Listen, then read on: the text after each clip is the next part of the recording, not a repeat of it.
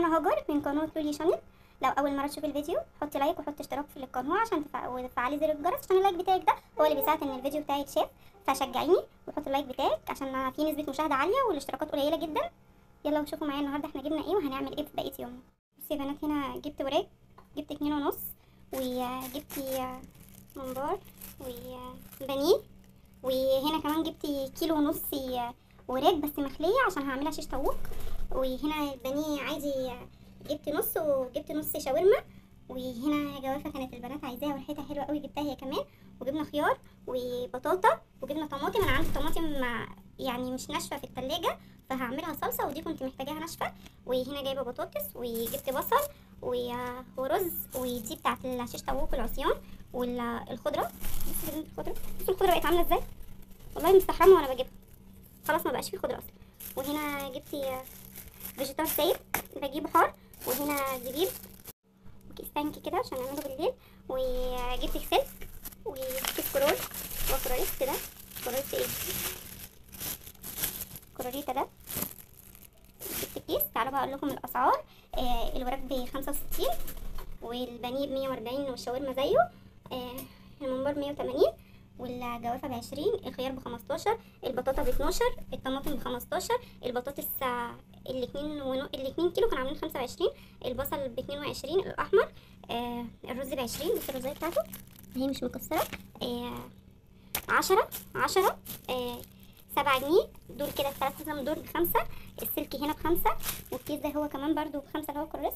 وجبت حاجات الكيكه، وهنا اللي هو الليمون البني. بصوا انا كده بجيب يعني جبت التلاتة دول ادهم لي ب7 جنيه على قد ما انا هحتاج. ماشي. عندي طبعا بصل وبطاطس في التلاجة، عندي حاجات موجوده في التلاجة بس انا جبت عليها لما نزلت جبت عليها. هو في بطاطس جوه الشنطه بس عشان الاتنين يعني مع بعض.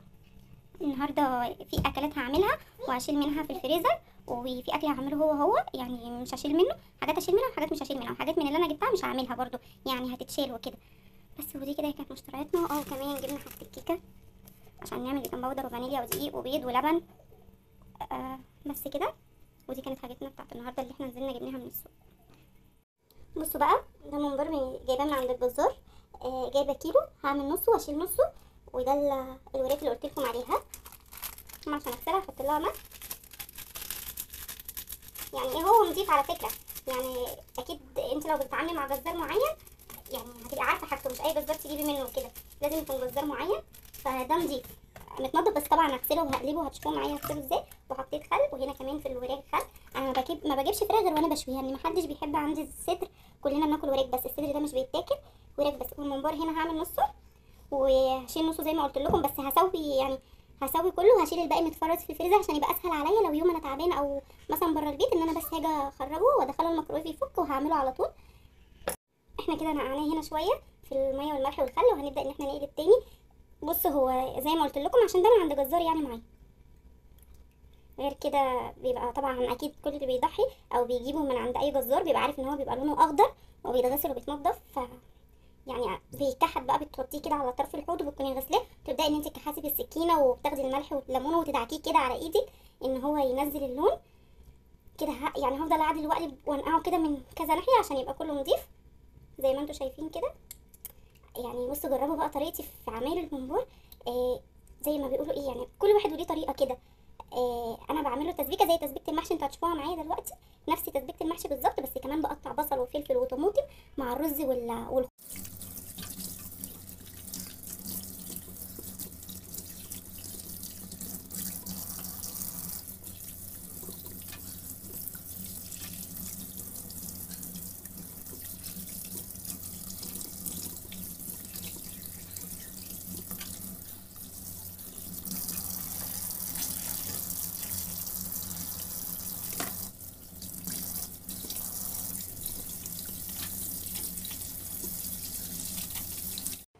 وكده بقى تحت المية هقطعها اغسلها وهشيل الجلد، الحاجات اللي بتبقى تحت الجلد البيضة دي اللي زي الدهون هشيلها خالص. عايزه اقول لكم من الاول لما كنت باجي اغسل الفراخ دي كنت بشيل الجلد بتاعها بشيله خالص. كده خلصت تنظيفها وكنت نقعاها طبعا ونطفت. هنا هجيب حله بقى عشان نعمل التسبيكه بتاعه الممبار، هخرط فيها بصلتين محترمين عشان المحشي يعني التسبيكه يعني بصل، معلش. وهنا بصوا هحط كمية زيت محترمة برضو عشان مش هرجع احط تاني. وعايزه اقول لكم الخلطه دي لما بعملها بس في الممبار، اللي هو بحط معاها بعد ما بتتسبك والرز والخضره محطوطين، بقطع طماطميه كبيره وبصلايه وفلفل، حشو الممبار بس. بقيه المحشي لا، دي تسبيكه المحشي الاساسيه اللي انا بعملها. اخدمي الحاجه هتطلع معاكي وهتديكي، بلاش المساكين ده. يعني ادي الحاجه طول ما هو اكلك او بتعملي اكل لضيوفك، شوفي يعني اعملي بنفس، حطي حاجتك وتوابلك وادعي ربنا كده وسبحي ان هي هتطلع حلوه. وهنا حطيت كيلو ونص من الصلصه. هنا هنزل بمعلقه سمنه بس صغيره. ليه بقى؟ عشان دي فراخ مش لحمه. يعني هتجيب سمنه من نفسها. كنت هقول لكم ايه، اللهم صل على النبي. هو انا بشوحها، في ناس عارفه يعني ايه تشويحه، اللي هي تبقى تومه وطماطم، بس المره دي بقى عشان الاكله دي لا احنا هنسلقها. وطبعا زي ما انتم شفتوا غسلناها كده. بصوا انا عايزه حاجه بسيطه والحله سخنه قوي، مش اللي هي ايه بارده، عايزه حاجه بسيطه كده. كنا متاكدين ان هي ايه، يعني هي خلاص اتغسلت. استنوا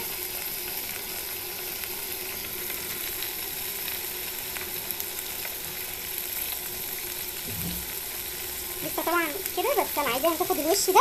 وبعد كده انا كده هدخل بقيه الفراخ عشان اديها نص الوش ده، وهوريكم هعمل ايه. بصوا انا غيرت رايي، بقيه الوراك انا هعملها بحاجه تاني. هعملها بقى بالصلصه زي ما قلت لكم كده، عشان هيثم خايفه ما يرضاش ياكلها يعني مسلوقه مع انها تتحمر، بس ايه عشان لو مرضيش. هنا بصوا زي ما انتم شايفين، عشان بس دي كده. هنا هنحط الفلفلايه دي والبصلايه مفتوحه والطماطميه، دول كده اللي هيتحطوا.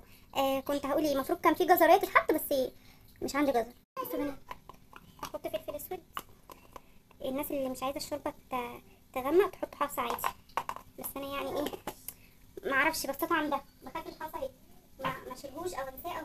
وكده هحط كمان كباب صيني وورق لورا، وهحط مكعب مرقه، ولو في اي ريم مع الوش هشيله، بس اللي طلع ده كله من السمنه اللي احنا حطيناها هتعمل طبقه طبعا عارفين. وهنا ببص والتسبيكه كانت خدت كام غلوه، هنزل عليها بكزبره وكمون وملح وشطه وفلفل اسود. طبعا عارفين ان اي تسبيكه المحشي او اي حاجه لازم كمون وكزبره، دي اهم حاجه فيها، والخضره يا بنات دي اللي بتديها ريحه اصلا. ممكن تحطي سنه نعناع. وهنا كده بصوا كنت بوريكم ان هي يعني ما فيهاش اي حاجه والشوربه بيضه. في ناس ما بتحبش تحط سمنه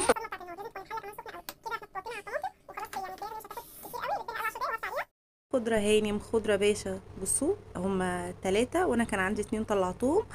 هنضفهم كده واشيل الحاجات السوداء، ولازم تحت ميه جاريه، ولو كان عندي خل تاني كنت حطيته وهنضفها. مش عارفه ايه اللي حصل لها بصراحه. بصوا هنا قطعنا بصلايه وقطعناها صغير وهنحمرها، وهننزل عليها بالرز عشان نعمل رز الكبسه. وهنا حمرت حبه من لسان عصفور، مش عامله طبيخ ولا ملوخيه ولا اي حاجه، فعايزين حاجه جنب الاكل كده شوربه، وكمان الاطفال كلها بتحبها وانا كمان بحبها بصراحه، فحاجه خفيفه كمان. هنا كده حطينا كركم للبصلايه، احنا ما خدناهاش لما حمرت، احنا عايزينها لونها ذهبي. في ناس بتعمل الكبسه من غير بصل يعني، انا بحب كده، فجربوها برضو. انا عايزاكم تجربوا طريقتي وتكتبوا لي وتقولوا لي اذا كانت حلوه وحشه، في حاجات احسن عرفوني برضو.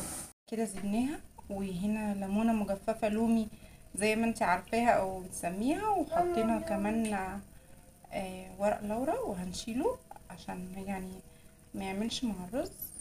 بصوا الريحه ايه، يا ريتكم تشموا الريحه. كده جبنا التسبيكه وقطعنا عليها الخضره، وحطينا الرز، وحطينا كمون وكزبره تاني وملح وشطه، وطبعا الطماطم والبصل والفلفل اللي كانوا انا قطعتهم وقلت لكم عليهم. وعايزه اقول لكم حطيت في الكبسه كمان قرفه، الحركه دي اللي متعلماها من خالتي. بصوا انا هشتغل بايدي، ايدي نضيفه طبعا وانا بعمل حاجه بيتي. هو انا جيت هنا زي ما شفنا غسلناه ازاي، قطعته بالحجم ده، انت ما تقطعوش بالحجم ده، انا بقطعه عشان انا حاطه فلفل هنا لو شايفينه، وهعرف ده ان ده للمليكه، عشان الفلفل حراق قوي يا بنات. بصوا بنفس الطريقه دي كده، انا بدخل صباعي ده كده اهو. انت بقى لو بتجيبيه ضاني او اللي هو الماعز بتحطي له قمع او بقي الازازه بتقطعيه، انا لا، يعني انا عارفه الحجم اللي انا بجيبه هو الحجم ده كده، مش بنملاه قوي عشان بس ايه ما يتعملش. بصوا هو كده ده بيبقى حجمه، وهحطه هنا.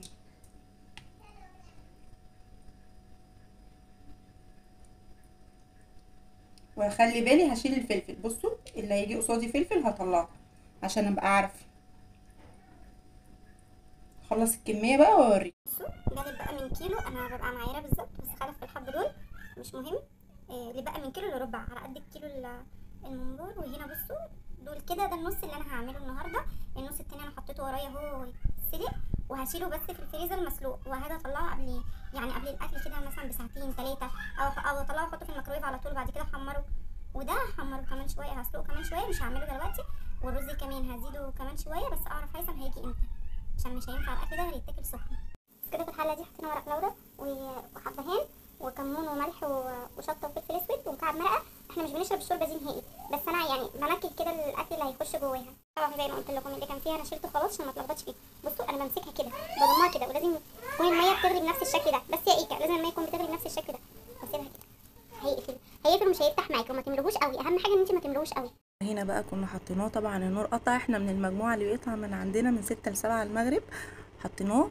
اللي محطوطه في النص دي طماطم وفلفل وثوم وخل وملح وكمون وشطه، بضربها ضربتين ان هي تبقى تقيله كده. وده الصوص اللي بنحطه عليها، وده زبيب حطيناه بالشكل ده. جربوا الاكله وشوفوا الطريقه وحمرنا. انا بحب الممبار باللون ده كده، وشوفوا طريقتي فيها. ويا بنات ما تنسوش تفعلوا زر الجرس وتدوسوا اشتراك. ابوس ايديكم تدوسوا اشتراك، في كميه مشاهدات ما فيش اشتراكات خالص. وده كان شكلنا، وده كان اكل يومنا، واتمنى ان هو يعجبكم. لو عجبتكم الوصفه اكتبوا لي في الكومنتات، هستنى رايكم. وما تنسونيش يا بنات. باي باي.